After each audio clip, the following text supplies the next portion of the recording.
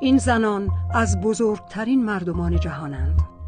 اینان همه موانع را در هم شکستند. توانایی‌های خود را به مرحله عمل رساندند و جهان را هم غنی‌تر کردند.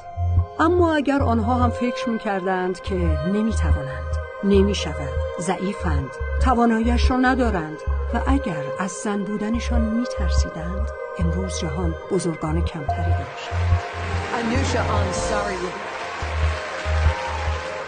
My name is Greta Thunberg. A celebrated mathematician Mariam Mirzakhani died on Saturday after تخصص بیماری عفونی استاد دانشگاه پزشکی تهران و رئیس مرکز تحقیقات ایدز ایران هستم.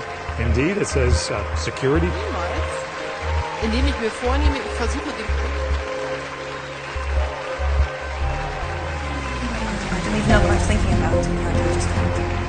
اما آنها نترسیدند، کلیشه ها را باور نکردند، ثابت کردند توانایی جنسیت ندارد.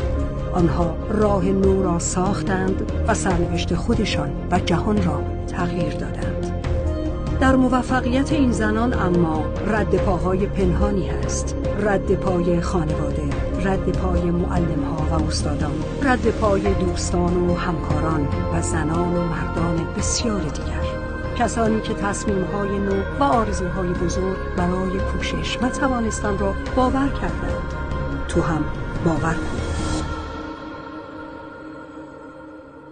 آنها قالب‌های رایج و کلیشه‌ها را ادامه ندادند.